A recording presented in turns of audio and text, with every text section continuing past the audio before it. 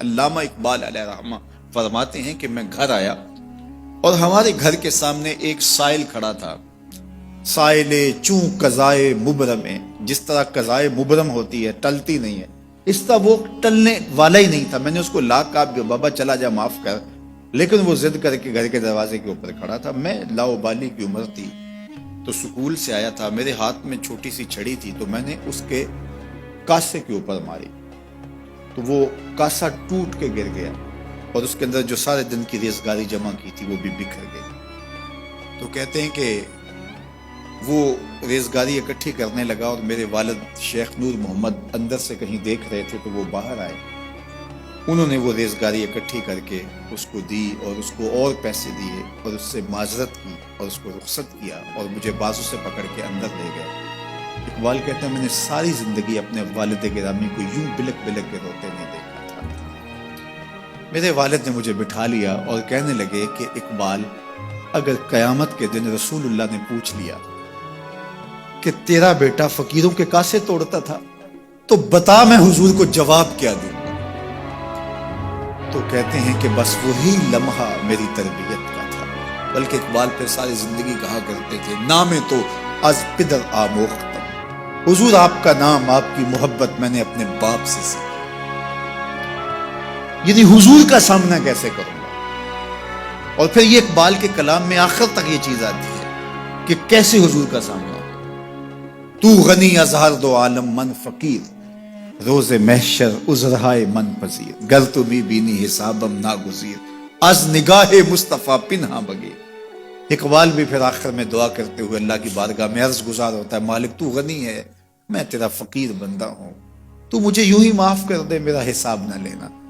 لیکن اگر میرا حساب لینا بڑا ضروری بھی ہوا تو یہ مہربانی کرنا حضور کے سامنے نہ لینا، میں حضور کو کیا منہ دکھاؤں گا. تو یہ فکر ملی کہاں سے؟ یہ باپ کی تربیت سے ملی، یہ ماں کی آغوش سے ملی.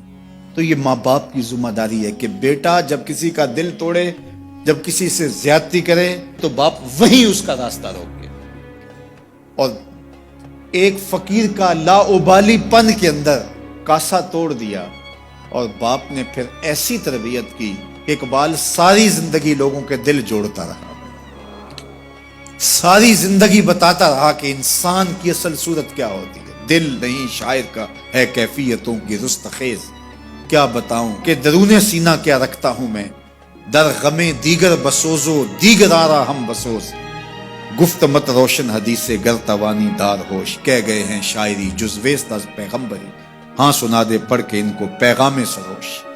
وہ کہتا ہے دوسروں کے غم میں جلنا اور پھر اس غم کو جہان میں پھیلا دینا، اسی کا نام شاعری ہے. پھر اقبال نے وقتی شاعری کی، شاعر تو اور بھی ہیں، لیکن اقبال کہتا ہے شاعری از مثنوی مقصود نیست، بت فروشی بت گری مقصود نیست، کشتائے انداز ملا جامیم نظم و نثر او علاج خامی. وہ کہتا ہے کہ میں یہ بت نہیں بنا رہا کہ یہ غزلیں تراش کے اور یہ نظمیں تراش کے لوگوں سے داد وصول کرو، بلکہ کسی نے اقبال کو کہا یار کوئی غزل تو سناؤ، تو اقبال رو پڑا، کہا حضور میں اپنے شعروں کی داد قیامت کے دن آپ سے لوں گا. یارا مرا غزل خانے شمردن، یاروں نے تو مجھے غزل خان سمجھ لیا، میرا تو مقصد ہی اور ہے. بلکہ ان شعراء پہ تنقید اقبال نے کی، عشق و مستی کا جنازہ ہے تخیل ان کے اندیشہ تاریخ میں قوموں کے مزار، چشم آدم سے چھپاتے ہیں مقامات بلند، کرتے ہیں روح کو خوابیدہ بدن کو بیدار. ہند کے شاعر و صورت گر و افسانہ نویس، آہ بیچاروں کے اعصاب پہ عورت ہے سوار. ہر وقت لب و رخسار کے تذکرے، ہر وقت نشیلی آنکھوں کی کہانیاں، ہر وقت کدے رانا کی باتیں. کہا تم اس خول سے نکل ہی نہیں رہے، تمہاری شاعری صرف ایک عورت کے گرد گھوم رہی ہے جس نے اس کو تخلیق کیا، اس خالق کے جلوے بھی تو دیکھو نا. تو اقبال پھر اقبال بنتا ہے اور اس کو یہ شعور، یہ آگہی، یہ نور ملتا کہاں سے ہے؟ یہ باپ سکھاتا ہے. باپ کے بعد پھر مولوی میر حسن ملتا ہے جو استاد اقبال کو اقبال بنا دیتا ہے. تو یہ ماحول انسان کو سکھاتا ہے. تو میں اور آپ دیکھیں کہ ہم اپنی اولاد کو کیا دے رہے ہیں.